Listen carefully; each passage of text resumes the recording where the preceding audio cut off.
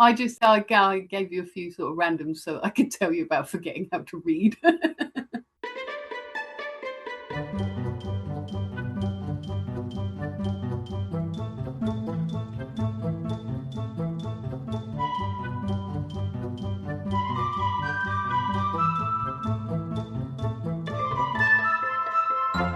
Hello, and thank you for tuning in. You're listening to Travel Tales from Beyond the Brochure, a podcast looking at unfamiliar places across the world and aspects of travelling you may never have thought of. I'm your host, the Barefoot Backpacker, a middle-aged Denby with a passion for offbeat travel, history, culture, and the whys behind travel itself. So join with me as we venture beyond the brochure.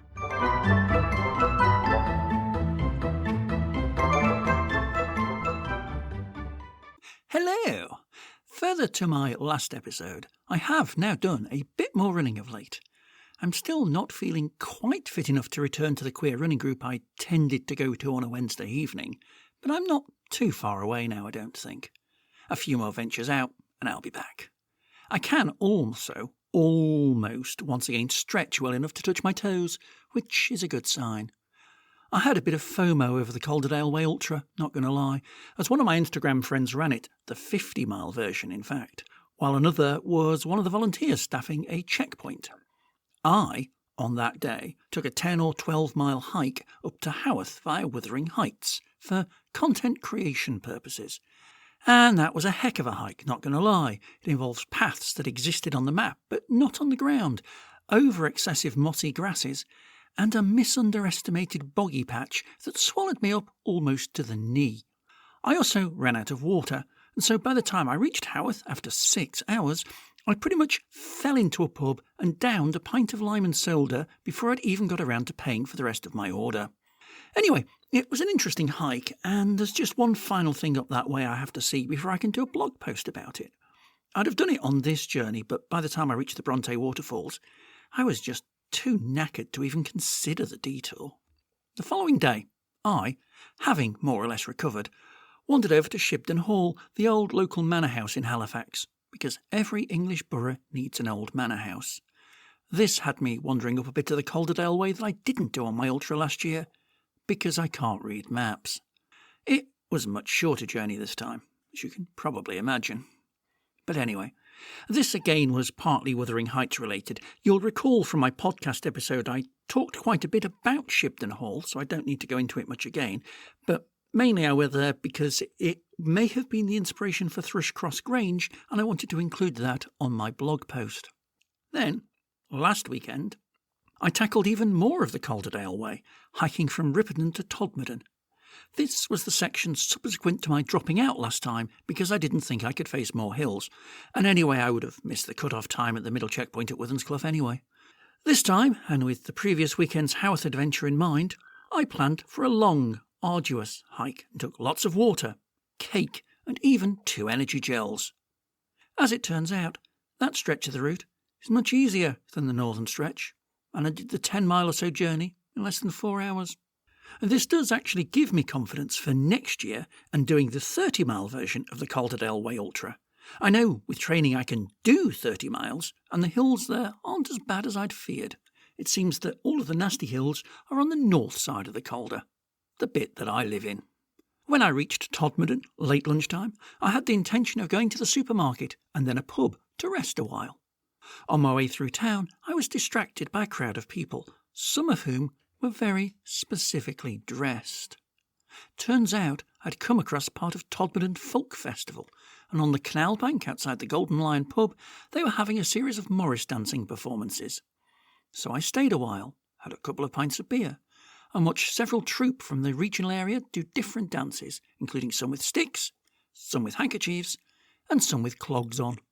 2 of the troupe were based in Manchester, so I messaged my friend Sarah, the one who got me doing the comedy course there, and her response was, "Oh, I'd do Morris with you." My reply was, of course, no one in their right mind would let me near a stick that big. Ugh, disgusting. The following day was more sedate. Every year on the first Sunday in May, a local village to me decorates its many wells and springs, and there's a community walk that visits and acknowledges them all. Well dressing is a tradition mainly marked in Derbyshire and parts of Staffordshire. We're quite a way north of that, so it's strange to find it up here. The principle is to celebrate and give thanks for the life-giving and agricultural properties of water. Here, though, it's more a way of getting the community together for a walk and to give the local children something to show off their artistic talents. Every year, there's a theme. Last year was sport and leisure. This year was literature. So each well was adorned with a different literary bent. One was all about Jules Verne, another represented crime literature and had police tape around it, etc., while another was all about classic childhood fantasy and had depictions of Le Petit Prince, Winnie the Pooh, and Alice in Wonderland, and other stories like that. Despite being in Calderdale, no well displayed anything referring to Sylvia Plath and Ted Hughes, and nor was Wuthering Heights present. But on to this episode. Earlier this week, I had a chat with my friend V because she'd recently gone on a trip abroad for the first time this millennium, and she wanted to talk about how it felt on our YouTube channel. I said, well, that might make a good podcast episode. You know, the whole, this is what it's like to travel abroad properly for the first time as an adult. Might be useful for other budding world travellers. So we recorded it for both. I'm not sure when her video is going live. It might be on the Monday following this pod's release, or it might be the Monday after. But once she's released it, I'll stick a link in the show notes to it. I think I've edited it out a lot more than she has, so go there if you want to hear more details. And see us in the flesh, I guess. It was a weird chat to have, mainly because I'm not used to being in the interviewer role. But I think it flowed okay. So what I shall do here is say hello to V. Hi. Hello. Thank you for having me on again. It's because I basically only know about 3 people. I am the least well-travelled travel vlog guest ever. Yeah, but you're also the one that's most likely to actually, speak to me. Yeah, there is that. That's not actually strictly true. You are the one that's most likely to be available to speak to me at any given point. Yeah. Cool. All you people with real jobs and real lives. Yeah, I need to do something about that. I don't know what to do about that, but I need to do something about that. But that's a problem for future now. That sounds like you're plotting to get all your friends fired, by the way. I mean, no. All your friends have jobs, we'll have to do something about that. I was thinking more of me, but that's beside the point. So, why do I have V on my podcast again for the umpteenth time? The answer is, V has just done something that's fairly vanilla for my circles, but not for V's circles. What have you done, V? I have finally left the UK as an adult, aged 41, and taken my first trip for 26 years, my first flight since 1999. Which is quite something, just proves that, I am an influencer, and she wouldn't have done it if it hadn't been for me, which is technically more true than she thinks. Yeah, it really is. Indeed. So I suppose my first question is some background as to why you have taken your first flight for 20 odd years, why it's taken you this long, and why that flight. Okay, so you kind of hinted at this by saying that I largely went on this trip because of you. And of course, it is your awesome influence in us as well, right? But it wasn't with me. It wasn't with you, which is weird because I would have thought if I was going to go abroad with somebody that wasn't in my immediate family, it would have been with you. It took me. It was hard enough getting you to go to Manchester to beat me for my comedy thing. Actually, when you messaged me about Manchester, you said, "Oh, I bet you wouldn't come," and I just said, "Yeah, I will." That wasn't difficult. Yes, and how long did you spend there? 24 hours, and it exhausted me. You walked too fast. I don't know that I could have spent 4 days with you walk around Hamburg. I would have got lost.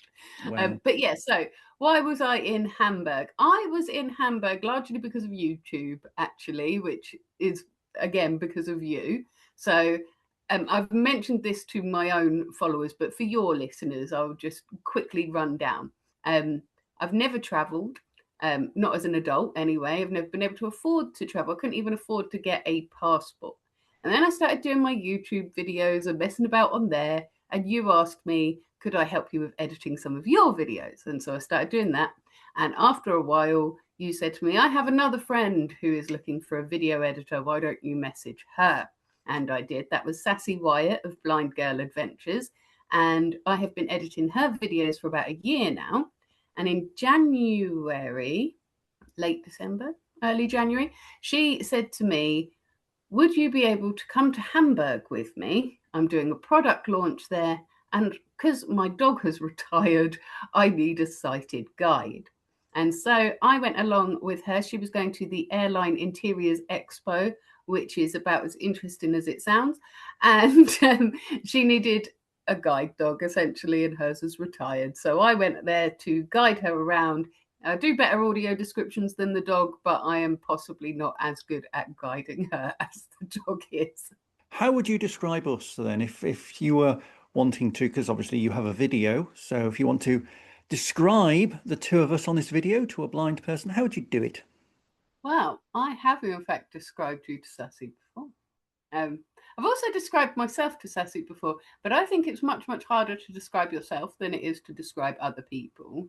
And so I find describing you quite easy. You are a very tall, very brightly coloured MB with purple hair, your barefoot crop top on, you've probably got bare feet, I can't see them. I've just realised that you're wearing the same shirt that I was wearing this morning, so I'm glad I got changed before the podcast. Actually, I had that on earlier. That would be a very, very strange bit of matchy. It would. I was wearing it this morning, but I filmed another vlog this morning, and so I thought I'd better get changed so it doesn't look like I've been wearing the same shirt for 3 weeks. So that is how I would describe you. I've never once described you without using the word colourful. Yes, I am. Life is too short to be beige.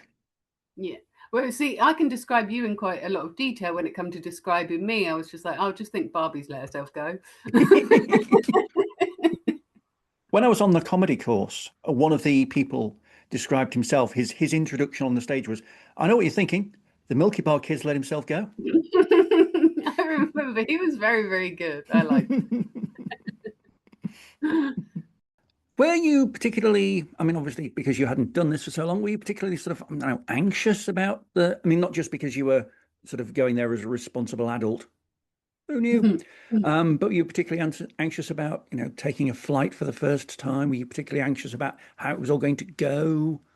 I was well, yes and no, in that Sassy is a very experienced traveller. She travels all the time. She's got a travel vlog, and I figured that I would probably be all right with her, especially as she had booked assistance. I think we'll come back to that in a bit. And yeah, so I was very anxious about the actual airport itself, because I like to have a look online if I'm doing something new, and I like to watch other people doing it and watch a whole walkthrough. There isn't an awful lot of walkthroughs of Heathrow Terminal 5 online, especially the bits I was most worried about, which is the security parts, because you're not allowed to film there. And so I wasn't sure what to expect. And as I said, last time I flew was 1999, where I went as an unaccompanied minor, breezed through security. I made a joke about having a machine gun in my bag and leaving my grenade in my other coat, and nothing bad happened to me as a result of that joke. And it was all very sort of, they forgot about me at the other end. I made myself through custom. It was very relaxed. And I've gathered there's been a few world events since then that might have changed air travel a little bit. And so I was expecting it to be very, very full on. It actually wasn't at all, though. A lot of the things that I was anxious about were not things that came up at all. For example, when I went to the States as a child, they asked me why I was coming, and this big thing was made about how I have to answer correctly, right? And I have to, because if you're going for business, that's a different thing than if you're going for a visit in a family or on a holiday or whatever. And so I tied myself up in knots about this on the way to Hamburg as well, going, oh no, what do I say? Do I say I'm going for work? Because I am, but have I got the right visa for that? I don't know. And my friend went, don't worry about it. Why are you worrying about it? And literally nobody asked me. Nobody asked me why I was there. Nobody asked me what I was doing, what my plans were when I was coming back, or any of the sort of security questions that I expected. And it kind of threw me how easy that aspect was. The most overwhelming part was Heathrow Terminal 5 itself when we first arrived, because we didn't have the assistance that we'd booked. And I had 2 suitcases and a blind lady, and the little barrier things are very, very narrow, right? And if you're looking up at the signs and there's people all around you and you're panicking that you're going to the wrong gate and you're dragging a suitcase that's very unsuitable behind you and you've got another suitcase and a blind lady, guess what happens? You walk her into the barrier twice. She gets very angry with you. Is this where we sort of Sassy is obviously not on this Zoom call, so we should sort of be a bit more polite. But can you describe Sassy in sort of easy terms? What, physically, you mean, or Yeah, I mean physically and attitude-wise.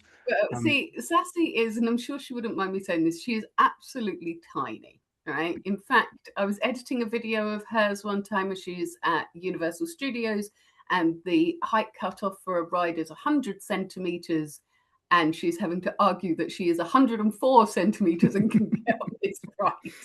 So she's very, very tiny. She's got very bright red hair, and she dresses in quite bright colors as well. Like, so she's not easy to miss, even though she's very tiny. But when she's shouting at you, which she does, it is quite difficult not to laugh at her. And in fact, at the end of the trip, I said to her, you can just pretend that was all nervous laughs because you're so scary if you want to. That really is. You're so cute. But yeah, so part of the issue was that we had been let down by passenger assistants. They weren't very helpful. They didn't turn up, and I was having to do all this stuff. And so obviously she's feeling my overwhelm. And then I've walked her into a barrier twice. So she's not in the best of moods. And then when we went to go through this fast track, the barrier let her through, but it didn't let me through for some reason. And she was going, just jump over it, just slide under it. And I'm like, there's armed police over there. I'm not going to, that is a hard limit for me. But actually, that was the most stressful part of the trip, was actually the airports. And I didn't walk her into anything else again for the whole 4 days. And even on our last day, we went to this flower garden and apothecary garden that was opposite our hotel. Absolutely massive garden in Hamburg. I think it goes across the whole of the city, sort of thing.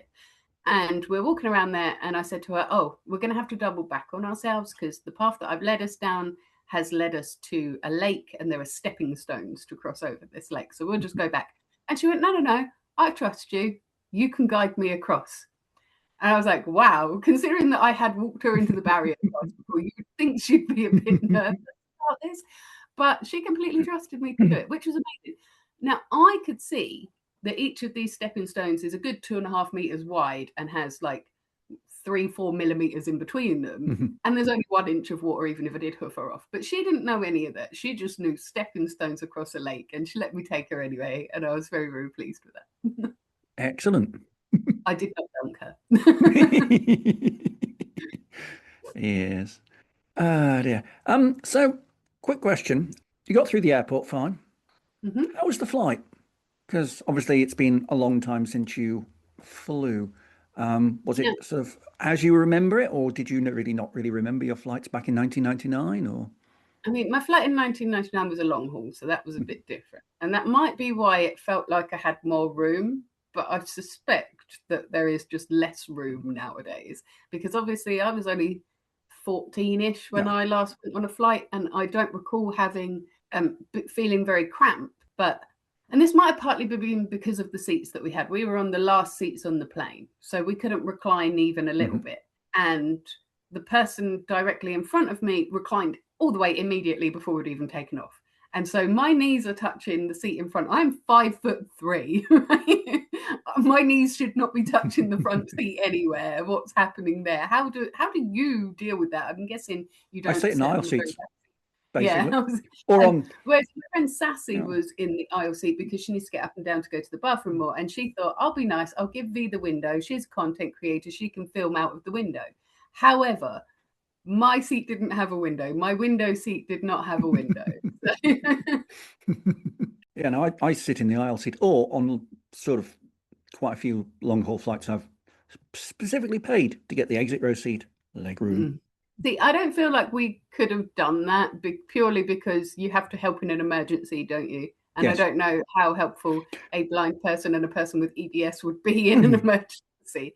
One thing that I did have on the plane, and I should have grabbed it to show you, I bought one of those foot hammocks from Amazon. So it's just a little strap, and a slightly wider padded part at the bottom. You hang it over your tray and you can put your feet on it to raise your ankles slightly or elevate a little bit.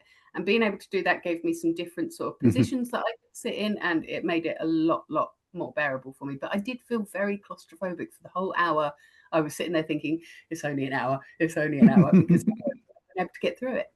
And as well, and this is so silly, right? And you will laugh at me for this, but I do not know when it's okay to switch airplane mode off on your phone when you are in an airplane. So I just didn't. So for the entire flight, I didn't have a book because I get motion sickness, can't read. I didn't have my phone, didn't have any music, anything like that. Just for an hour, just sitting there staring in space. So that was fun.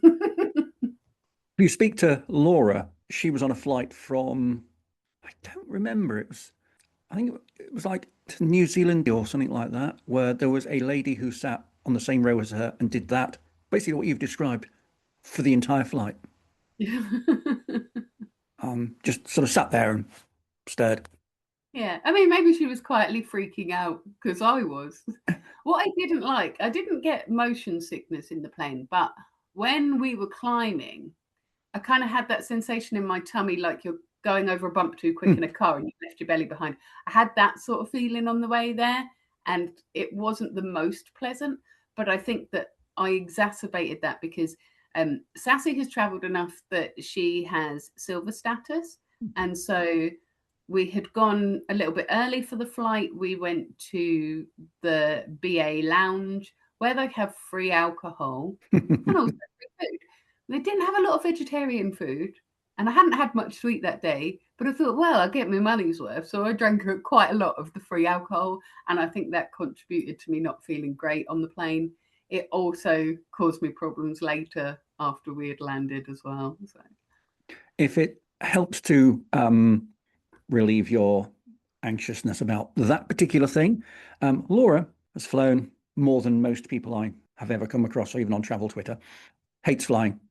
Flying. Her method of coping with it is alcohol.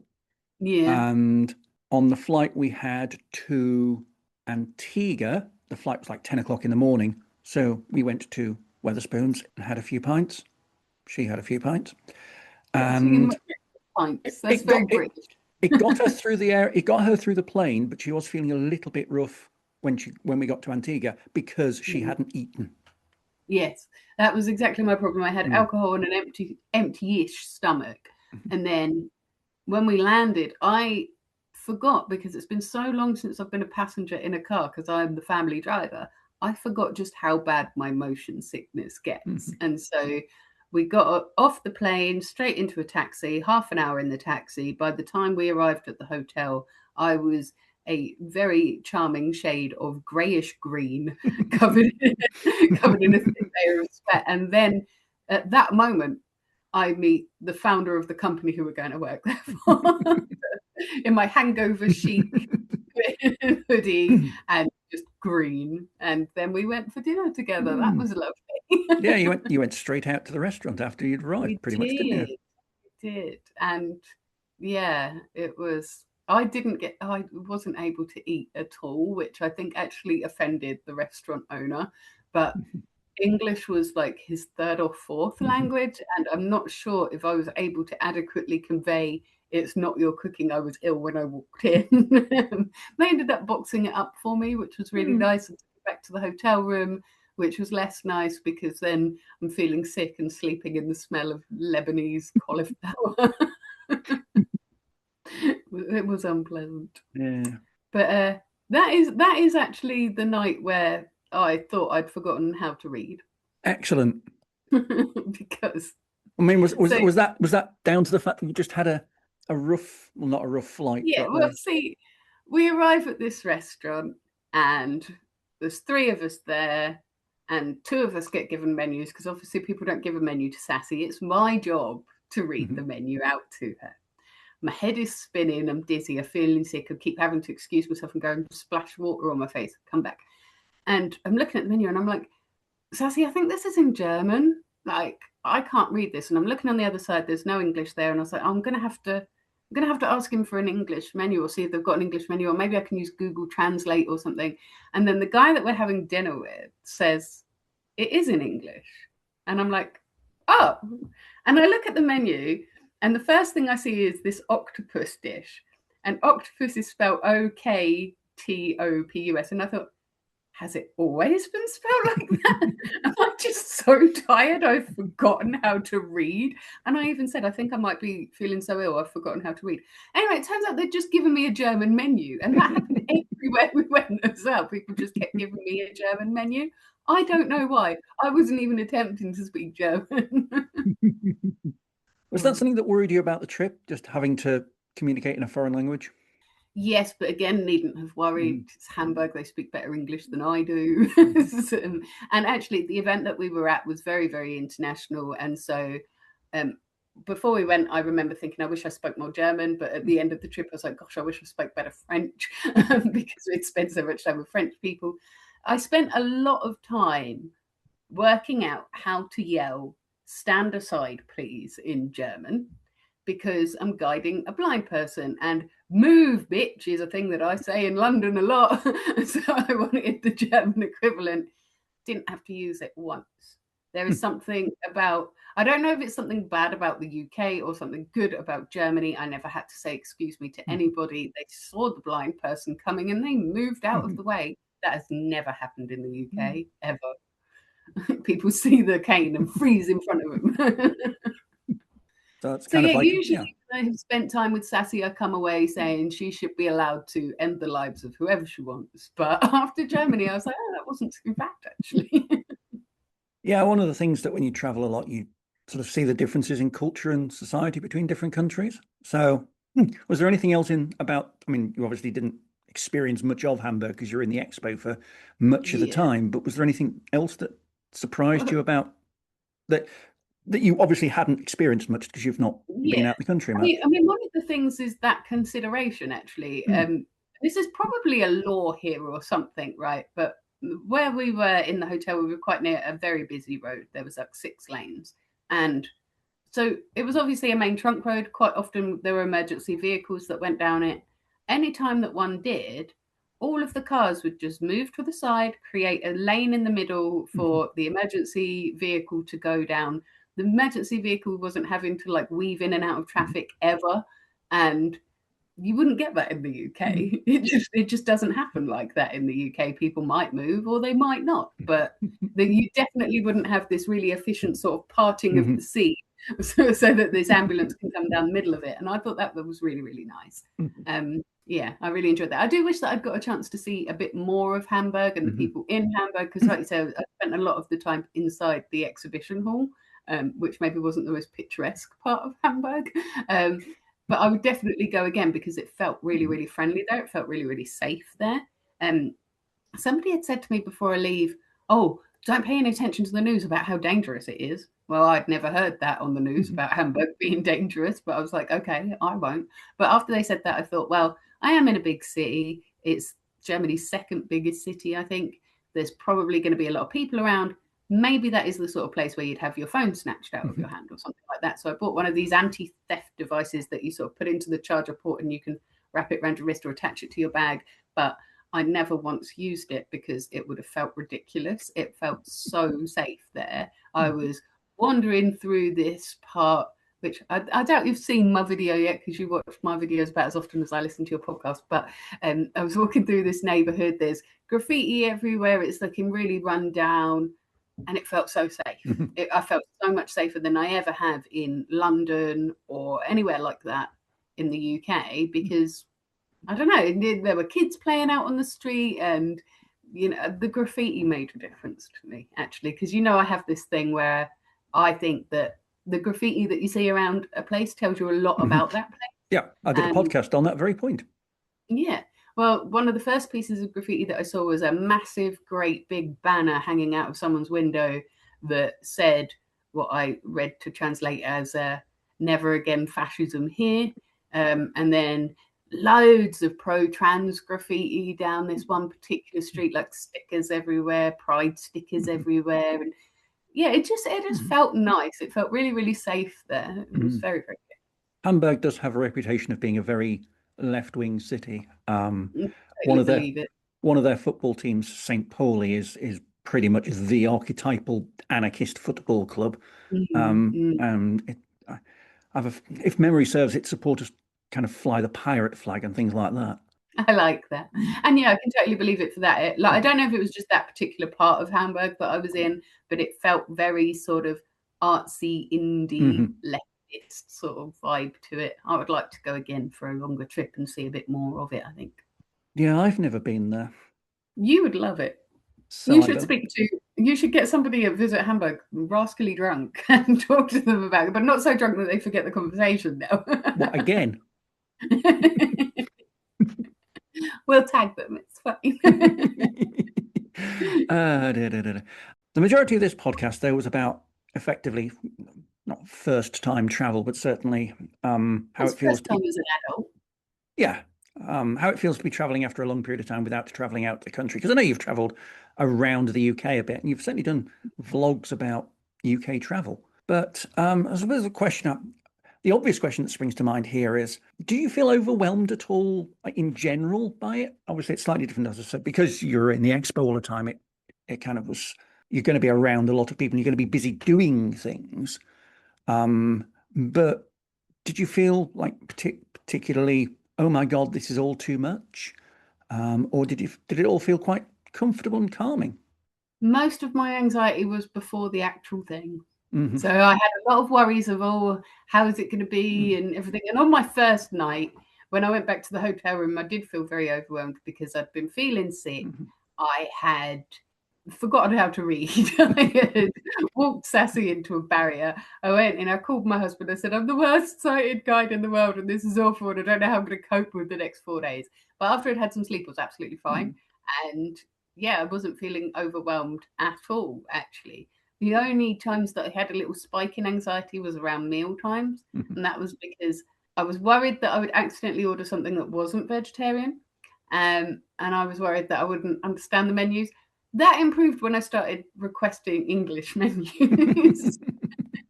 People just kept giving me German ones. But once I got the English ones, it was a lot easier.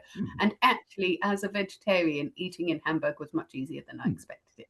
Especially because I'm not just a vegetarian, I'm fussy, I've got texture sensitivities, all this sort of thing. I thought I may well end up living on bread, which would be no terrible thing in Germany because bread is to die for.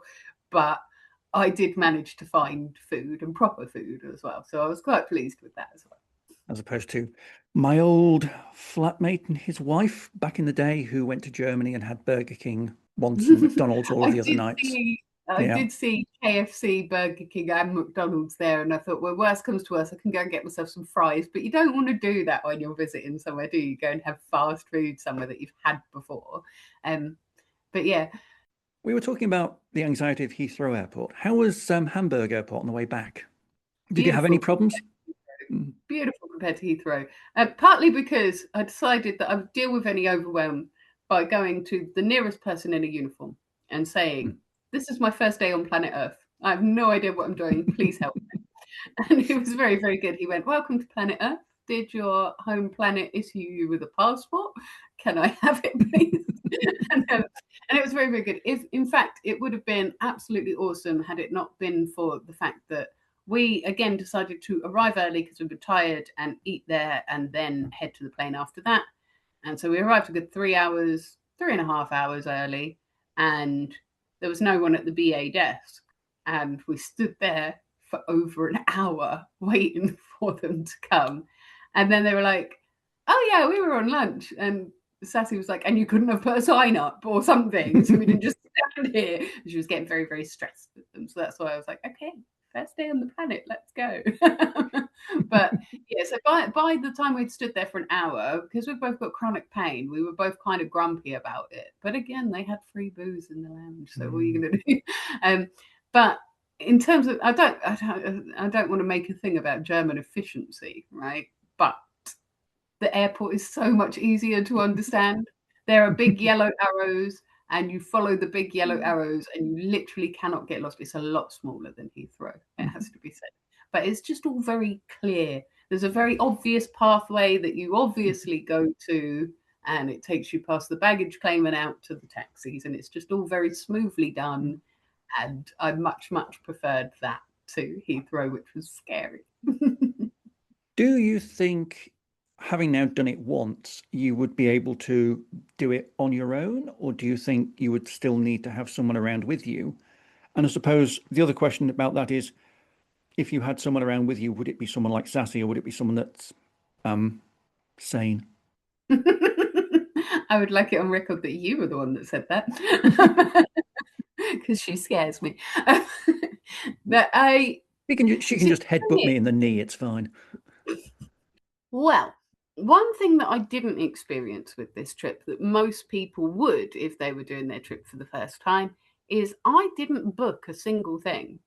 I didn't book the flights, I didn't buy the fast passes, I didn't book the hotels. It all got taken care of for me. It was like being a child. And so I kind of feel like I haven't done that part of the experience yet. And the thought of doing that stuff makes me feel a bit anxious. So I was actually talking to my husband about this last night, and I said to him, I think that he would really like Hamburg. We have been married for 23 years and we never did get a honeymoon. No, we've been together for 23 years, but we never did get a honeymoon. It is our 20th anniversary next year. I said to him I would quite like it if we could go there for a long weekend over our anniversary together. And I know that I will be the one that does all the booking and everything then. And that does make me a bit anxious, to be honest. So that aspect of it, very, very nervous about the idea of that aspect of it. So, yeah, in terms of booking it and doing all that stuff, I would be a bit anxious. If we are going to go back to Hamburg again, I'll probably stay in the exact same hotel so I know exactly where it is. I know that the people there speak great English and will happily ring taxis for me to go places as well if I wanted to. Although I might avoid the taxis this time and try to do a bit of public transporting, but that's a bit anxiety inducing as well. But I feel like a proper trip has to include some public transport, and planes don't count. I would go again with Sassy, even though she scares me. But because she is a very well-seasoned traveller, and so she finds it all fairly easy. And yeah, I would happily come along on a trip with someone like you because you are an experienced traveller as well. Although I'd have a different flavour of anxiety if I was travelling with you, which would be that you're going to walk too fast and I'm going to get lost and left on my own. I mean, that's a better anxiety than most people have when they travel with me, which is, Nell, you're going to die. Well, I would probably check borders and things like that more carefully than I would with someone else because I know you have a kind of laissez-faire attitude to such things, and I don't want to end up in a different country without my passport. Thank you very much. Yeah, I would do well traveling with Sassy. I mean, neither of us would get back, but I would pay very good money to watch that collab on YouTube. I have to say, it would be hilarious, and I'm not sure who would start shouting first. It's all right. I could just pick her up and shove her in a dustbin.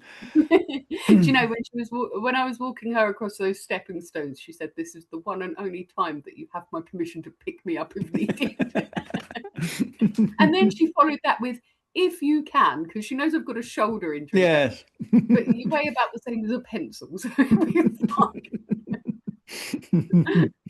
Yeah, but like a cat, she is fierce. Yes. I wouldn't want to pick up a cat. You could pick her up, but you wouldn't want to. No, quite. I wonder if she's listening to this podcast. If she is, I'm going to get told off.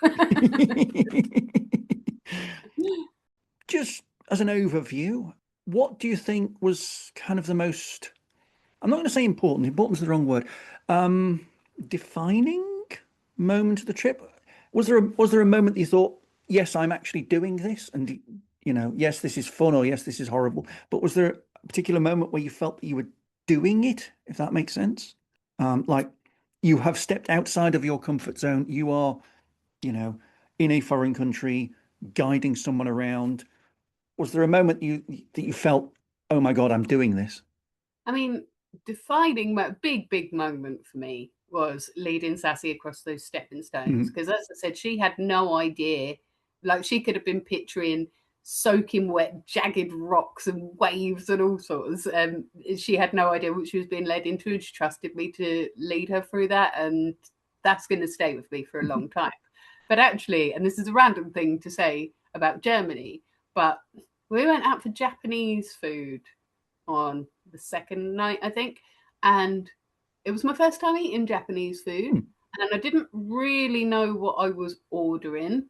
And as I say, I'm a bit texture reverse and I'm a bit anxious about food in general, but I thought I'll just taste lots of things. And that's very unlike me. I'm very much a these are my safe foods person, and those things are mostly just bread. And then there I was with all these different things, and we had a lot of appetizers and we were all sort of sharing. And luckily, I chose things that you could eat with your fingers because I didn't want to be the only person there that couldn't use chopsticks. That would have been a bit embarrassing. But it was big. It was big for me to try a food that I didn't know what to expect from. It was big for me to try a food that I didn't know what the texture was going to be like. I managed to order vegetarian food when I wasn't 100% sure that's what I was doing, but I managed to. And I thought, look at me, I'm sitting here at a table with all these people that I've been working with for a couple of days in a foreign country, eating the different foreign country food, and everything's been fine. In fact, the only thing that was weird was that they kept asking for tap water and being brought bottled water, which irked me somewhat because it added a lot of money to the bill, and I resent paying for water. But apparently, tap water isn't really a term in Germany. It's pipe water, and if you ask for pipe water in a restaurant, they all think you're weird and cheap. So that's probably why they were just bringing me bottled. But yeah, it was very much a case of who would have thought this time last year that I'd be sitting in Germany eating Japanese food with a bunch of strangers that I don't know who are telling me how impressed they've been with the work that I've done and stuff like that. It was, yeah, it was a kind of a moment where I was like, oh wow, I'm doing something very out of my comfort. So you're now officially a travel influencer. Am I though? See, we're coming back to what we talked about on Spaces years ago when I said to you, I've been to Turkey, but I only did 2 weeks. I spent all of it in a tourist resort or on a beach. Have I really been to Turkey? And you said yes, but I feel a bit like that about Hamburg as well. Like I went there, but most of Hamburg that I saw from the back of a taxi, and the rest of it was inside an exhibition hall where I don't think I met a single German person. Although I have to say their conference centre, huge. Yeah, I looked it up as to how big it was, and it's, what did I say? It was like twice as big as the XL in London, or it's like three Yeah, times big. yeah. It was And like huge, and that's it's big. two buildings as well, and they're Mm. linked by a sky bridge. And one time, like the only time I left Sassy for the 4 days was I wanted to pop to the shop for 10 minutes, right? And so it's a 6 minute round trip walk. I was gone for nearly half an hour because I came out of the south entrance, crossed the road, walked straight down, found the place that I was going to go. Stuff happened, and then when I was coming back, I got all turned around. And when I Googled on Google Maps the conference centre, it took me all the way around to the north entrance, which is very, very far from the south Yeah, entrance. Very, very far. So that was a bit of a disaster, but we found each other again in the end. So, yeah. good. Always nice when we have happy endings. Oh my. To be fair, that's just a lot of business travel. Yeah. If you speak to a lot of people that go abroad to conferences or meetings on business, it is actually quite dull. It's a lot of staying in identikit bland hotels, going to conference rooms for most of the day, and then going to a nearby pub or restaurant in the evening. That's basically it. You hear a lot of people about business travel. Oh, you go all around the world. You do go all around the world. But you just see hotels. Yes, you see a lot of hotels. Yeah. So yeah, I've got that kind of imposter syndrome. Have I visited Hamburg or not? I don't know. But yeah. I mean, all I will say is that 2 weeks ago, I was in a small room performing a comedy routine in front of about 12 people, and they gave me £5 for it. I am putting on my CV that I am a professional comedian. Absolutely. No one needs to know that it was £5 in a room above a pub in front of 12 Listen, people. paid is paid. But I spent it all and more on one half in the because I'm a beer snob. So I went to a craft beer place opposite, and a half pint of beer was about £5.70. I'm really glad that you're doing more of your comedy, because I remember after your first one, you said you weren't sure. You might have ticked it off now and it might be done. But I think you're very good at it. It's good that you're carrying on. We'll see. We will see. But you have imposter syndrome. We all have imposter syndrome. Everybody has imposter syndrome. Sassy Mm, has imposter syndrome. I know because she told me. yeah. And that is amazing when you consider that this is someone who has been on CBS. Yes, yes. She often thinks that, her experiences don't count or she's not quite big enough. So maybe it's a universal thing for us all. In travel influencer vein, though, I have to say, if anybody listening is listening or watching because they are planning a trip to Hamburg, they were hoping I'd say something vaguely useful. Here is my vaguely useful thing. If you are staying in the Mercure Hotel in Hamburg, know which one you're staying at. There are four. It helps if you have it written down so you can kind of helplessly go to the text of, what are we doing? I don't know what I'm doing. Take me there. It also really helps, though, if you have one of Hamburg's most famous landmarks directly outside your window, which I did, which is this, I can't remember what it's been called, so you're going to have to look it up and tell your people what it's called, but it is this TV tower. It is the tallest structure in Hamburg. It was right outside my window, and it also meant that from pretty much everywhere that we were, you could see it and know you were heading in vaguely the right direction. So yeah, maybe pick a hotel that's right next to a massive landmark, because that might be useful. A quick search online suggests that it might be the Heinrich Hertz Tower, That's which it. is 279.2 meters tall, Hamburg's tallest structure, and was built in 1966. Which tracks actually, because it kind of looks like somebody stuck a UFO on a stick. Admittedly, that wasn't my first thought, but then I wouldn't know. I'm Arrow Ace. Yeah, well, it was quite. But yeah, that was directly outside of my hotel room window, and it being that tall meant that when we did have a hairy moment where we thought this taxi driver appears to be driving in the opposite direction to our hotel, a few minutes later we could see it on the horizon. And we were like, "Oh, we are heading in the right direction. It's right over there." Wikipedia tells me that until 2001, you can actually bungee off it. Oh, that would be terrifying, actually, because you'd be bungeeing down towards concrete. But I yeah, mean, bungee is I don't like terrifying it. anyway. Yeah, I would never. it feels like suicide for indecisive people. I don't like the idea at all. Mm. We're not supposed to jump headfirst off of tall things. We're humans. No, no, no, no. We don't glide. We do not. Obviously, this was your first travel experience for a while. Did you worry about what to pack? Did you have a packing list? And did you? So, Hmm. so much worry and angst about what to pack. I took too many shoes to Hamburg, and I used How long were you away for? Because I four know days, 4 days. Mhm. 4 days altogether. Uh, I used about a third of what I brought with me. And it also didn't help, right? I've got this 90s suitcase with two wheels. It's big and jalopy and it goes off in its own direction all the time. I've got an anarchist suitcase, right? And then Sassy has got this little four-wheel spinny thing that's so light and easy to control. I wish I'd had one of those instead. Uh, but basically, I had packed what to wear and I had gone for sort of smart casual day dresses, right? Because we're doing business, but I Yeah, need to yeah, be able to move around. Okay. yep, yep. And then at the very last minute, I thought, what if it's freezing and I spend 4 days absolutely freezing? I need to bring smart jumpers in case it's really, really cold in the conference center and I'll still look business. And so, so then I've got four jumpers in there. And then don't know why I packed four because I was only at the conference for three. And then I thought, well, I need my hoodie that I'm wearing to travel in. But what if, because it's a light coloured hoodie, I spill something down it immediately? I'm going to need a hoodie for traveling back in as well. Now, and that I actually did use both hoodies because I did spill something all down myself, of course. But also the hotel had laundry service, so could have just done that. But yeah, so I had all of that. I had alternative shoes in case the first shoes gave me blisters. That isn't just me overthinking. My disability gives me blisters easily, right? My skin is too Mhm. soft and it rubs off.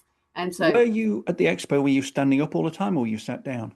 there were chairs there. And like I say, I had my little footstool as Mhm. well. But there was a lot of standing too, because we would sit down when people weren't at our sort of stall. But when people come up, I would have to guide Sassy over to where the product was that she was demonstrating, stand there and wait for her to do her demonstration, however long that takes, and then sort of take her Mhm. back to sit down again. And then we were sort of walking around to get tea and coffee and stuff like that in the day. And so there wasn't loads and loads of walking, but I didn't know that in advance. And so I had trainers and I had boots. And then I almost took a third pair of shoes. I'm really glad that I didn't. And then I thought, oh God, what if it rains? I better take a raincoat. But then what if it's like cold? And then what if it's hot? And so do I need sunscreen? And like I ended up taking just one lot of bollocks that I didn't use.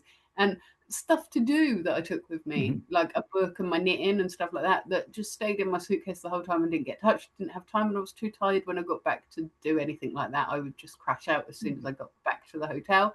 And so next time, if there is a next time, I will be taking a bag that's about half the size, because I could have just got away with just hand luggage. There was absolutely no need for it whatsoever. Yeah, the more you travel, the more you learn what you use and what you don't use. Yeah. Certainly. I don't regret taking my portable power bank, although I didn't use it. I think that was probably worth the wait, but pretty much everything else. Also, and I don't know if you do this as well, because you're a much more experienced traveler now and you've gone to 100 countries, so you're well used to it. Why is it when I pack, I'm a completely continent human being who has been potty trained since I was 2, and yet why did I need 16 pairs of underwear for a 4-day trip? Was I planning on just crapping myself every day? Like, if you're not used to the food, who knows? But yeah, didn't need that much underwear. Definitely didn't need that many socks. The weather was really, really nice, but in Hamburg at that time of year, it's similar to here, really. So you never know if it's going to be hail or boiling. Luckily for us, it was like warm and sunny, but not too hot. So it was perfect for me. Yeah, excellent. And I didn't even use my brolly. I haven't used a brolly for like decades because they're stupid things. I don't know why I brought it with me, because I never ever use one, because it hurts my shoulder to hold it up. And so, and also my other arm's going to be occupied with Sassy. And so it would be hard to sort of hold it across my body to her anyway. And I don't like using umbrellas. I don't like how it blocks my peripheral vision. I don't even know why I put it in my suitcase. It's useless dead weight. When I was hiking the Pennine Way back in 2019, we came across a chap who had a brolly attached to his backpack. Oh, that's a good idea. Well, it's all very well until the wind starts blowing, I suppose. I mean, and then it's, yes. Yeah. But that's the trouble with a brolly, is that they don't work in the wind, but it never rains without the wind. So Yeah, I never. The main reason why I don't, well, the two main reasons why I never take brollies is one, because wind, and two, because I like my hands free. Yeah. Yeah. So have I convinced you to go to Hamburg? I mean, I was always going to go to Hamburg anyway. It's just that when you get the Visit Hamburg delegation drunk in Malta and have conversations, they tend to forget them. Yeah, you should probably remind them about that. Over a hot chocolate maybe instead. Yes. Yeah, okay. Well, thank you very much for turning up, and may you have more experiences of travel now that you've got used to it and now that you're comfortable doing it, knowing that you can.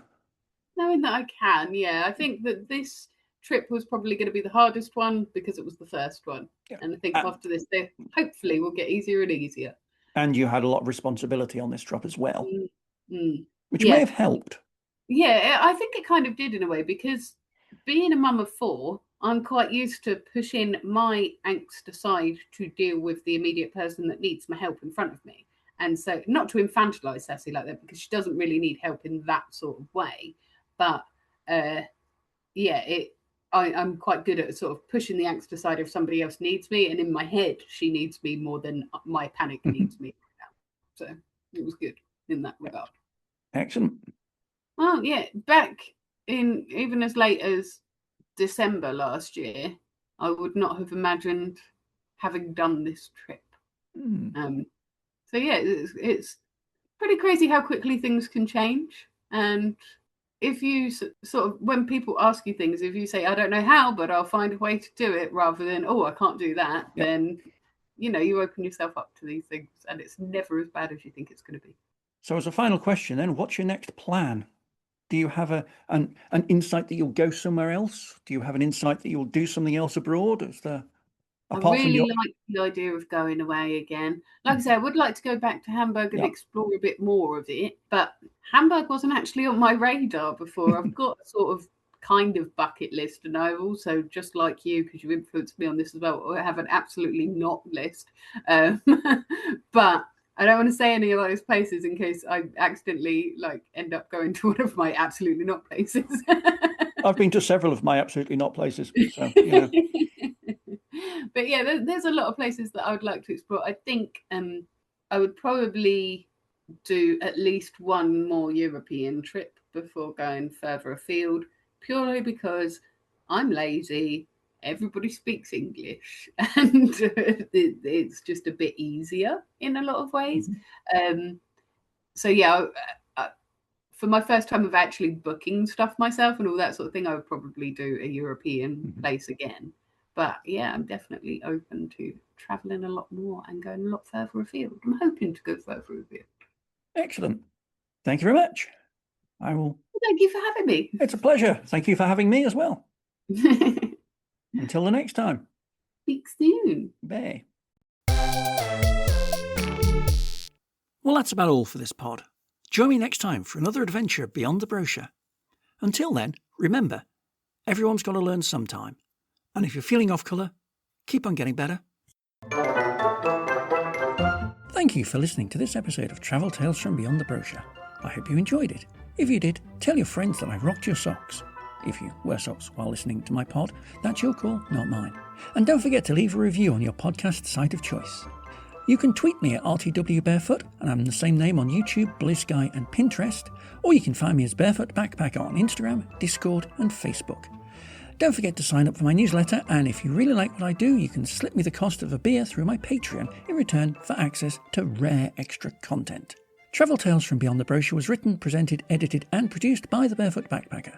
The theme music is Walking Barefoot on Grass Bonus by Kai Engel, which is available via the Free Music Archive and used under the Creative Commons Attribution 4.0 International License.